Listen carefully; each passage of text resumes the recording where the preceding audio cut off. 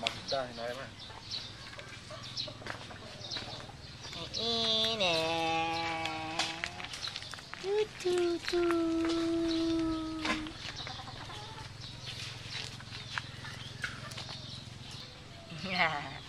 May bago akong aso. Mamaya yung yung onggoy. Mamaya yung onggoy.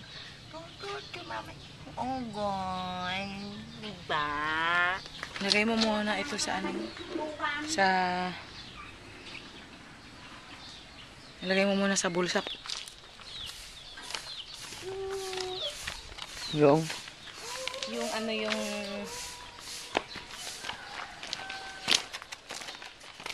saan tara? Ha? Ano saan? Yan.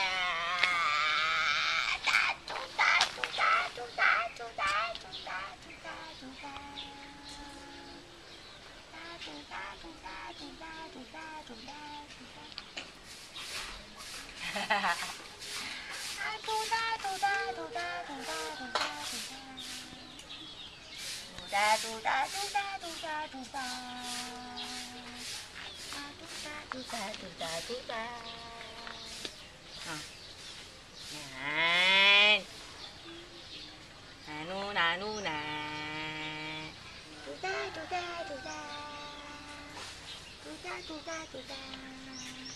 Ba't saan mo nilagay? Ha? Ay mo sa may bulsa mo, dyan o. Sa may bulsa mo dyan. Ang masasabi ko, mas masarap ang buhay dito kaysa sa Maynila. So, wala nang urungan. Walang kaliwaan. Ay, puntahan natin yung Tara. Yung. Puntahan natin yung unggoy. Unggoy.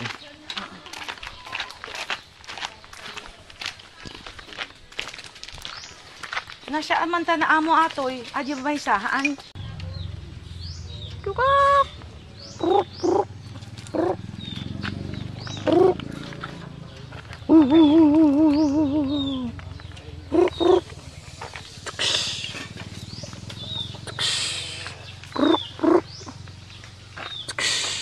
Ito ang kinakain niya. Kainin mo. Ah. Oh, wong.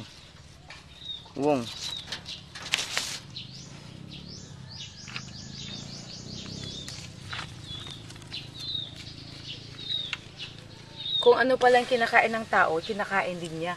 Yung kanina nagbigay ako ng isang ayaw niya. Ano yung kakainin ng tao? Hanggang yung aling ang kainin niya. Ang butin na ayaw niya.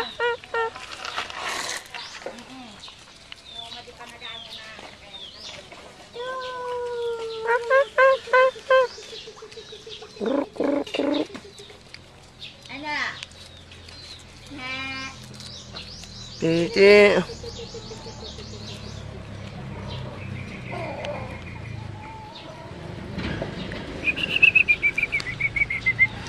Ito malari yun.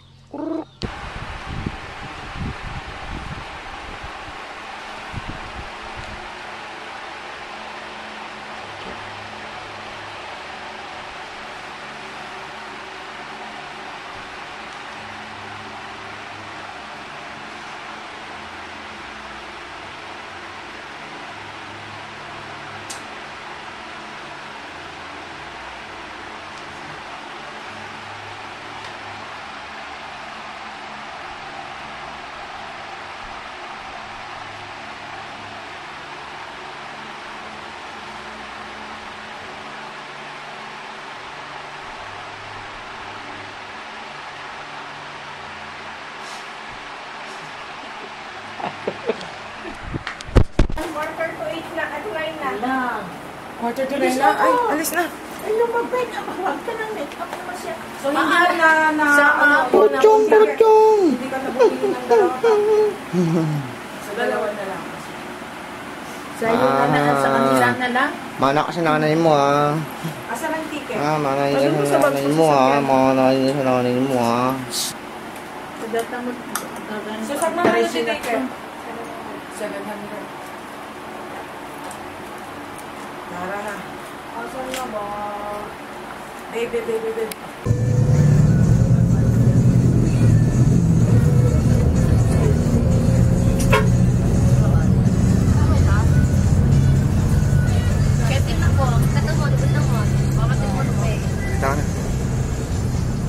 Salita ka na.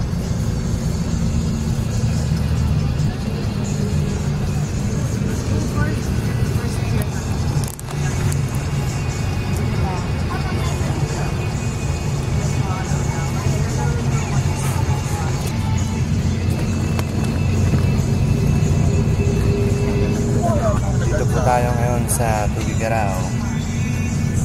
Sa ngayon po ay paluwas na kami ng Maynila.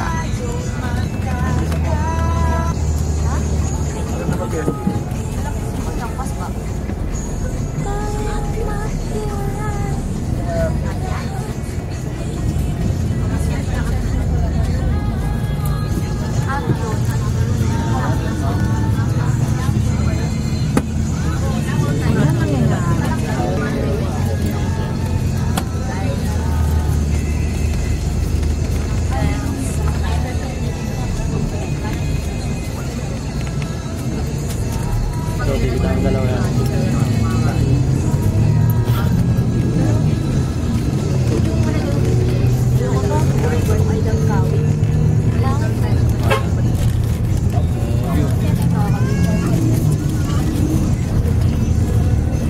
Bigyan ng testimonya mo. Ako po ay dating kargador. I would like to testify that I am a Yomi.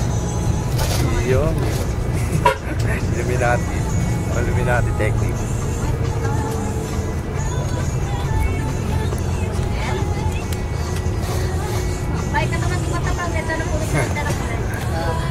We're now on the way back to Manila from our trip here.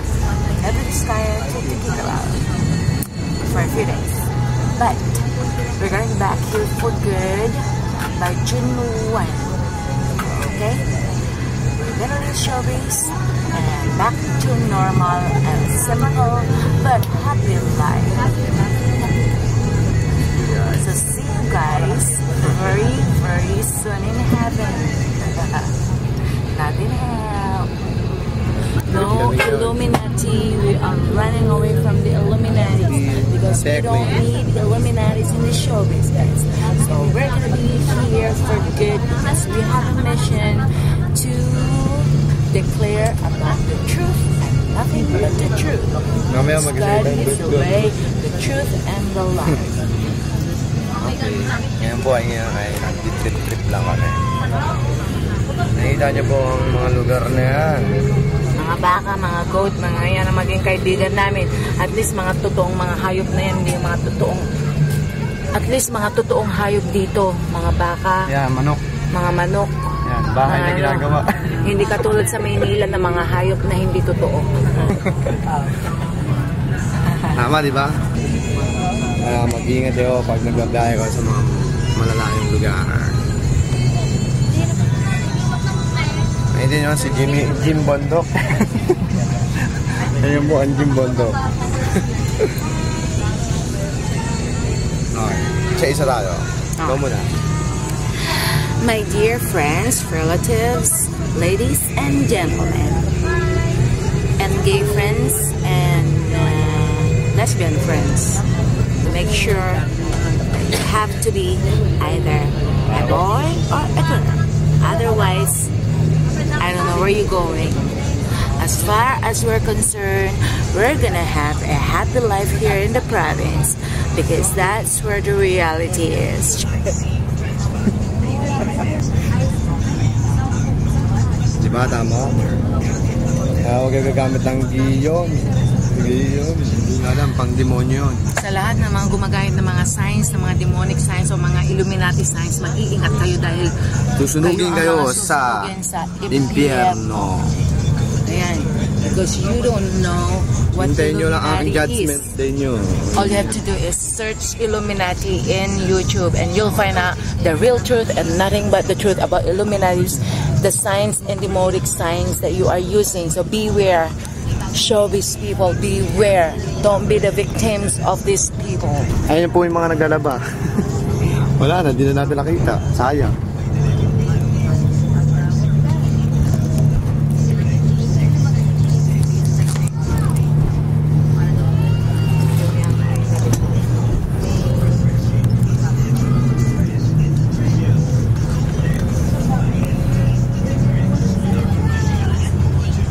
Alam kung nasa na po kami. Yung driver namin. Ang driver namin.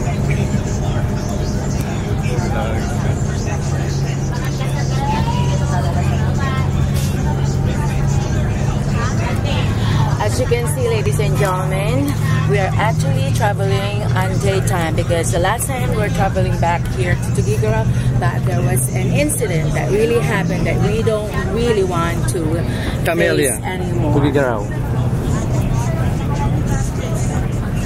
Okay, because there was a phobia. So we're not gonna go and have a night trip anymore because we're so scared that something might happen again. A big stone was thrown over into our car. I mean, into the bus. But then all of a sudden, if we weren't able to ask our mother, if we're not able to ask my mother to actually move to another seat close to ours, then I'm sure that she was the one who was hit by that big rock, and all of a sudden she could have been killed instantly. Okay, so right now we cannot face that that trouble anymore. So right now we are having a day trip, but next time make sure that we're gonna be having a trip with our car because our car is right there in Manila. Alright, we're gonna buy a new car in Manila. So next time we're gonna be here, you won't take this bus anymore. Alright? Yeah.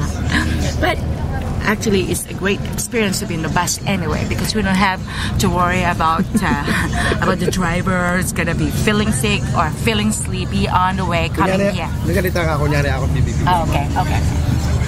Alright, mga kaibigan, nakikita niyo si Troy Montero. Ay, hindi pala, Troy Montes alias Kid Kilawin. Kid Lopez. Pero ngayon, mga kaibigan, siya yung nagsasalita. Pero hindi, boses ko ang nagsasalita. Pero siya yung ano yan? Bunganga ba yung ilong ang nagsasalita? Alright. And he's trying to impersonate me. Alright. I am the newscastress. But it seems that it's him who is doing the job. But actually it's not him. It's me. Nagutom lang po kami, dyan wala kaming tulog. Pasensya na. Pasensya na po. Masanay na kayo sa amin kasi alam na naman ang showbiz ay weather. Ang showbiz ay weather lang. Okay. Kung minsan ay tag-ulan, kung minsan tag-init. Tag-init. Tag-araw. Tag-ulan, ibig sabihin maraming racket. O, di ba? Lahat yan ay nakatakda. Kaya ang buhay showbiz ay weather lang. Kaya bago mawala ng racket, mag-racket na lang. Yeah. Pag nawala ng racket, sumama sa racket. Magpasabog ng sarili. Di ba? Tama na, baka mamaya magamit natin yan kung may mangyari. Okay, bye-bye! Okay, we have to save our battery because we don't know that anytime something can happen here, just like last time. So, see you guys and hope to shoot you soon. Sponge you soon. Mr. Pogi. Uy, Illuminati sign yan. Mr. Pogi? Yun. Mr. Pogi? Yan, Jesus is number 1. Yun. Okay, bye. See you guys.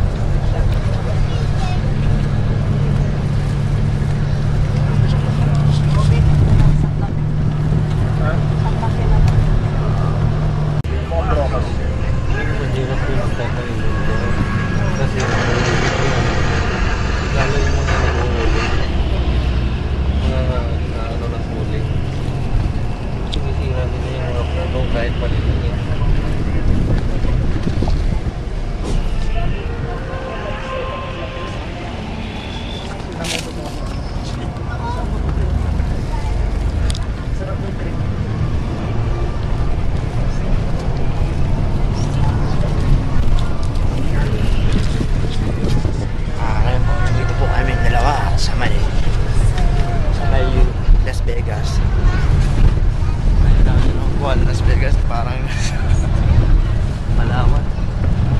kasama ko borlog na. Ututan ko yan para magising. Gigisingin natin sa utot ko. Bye.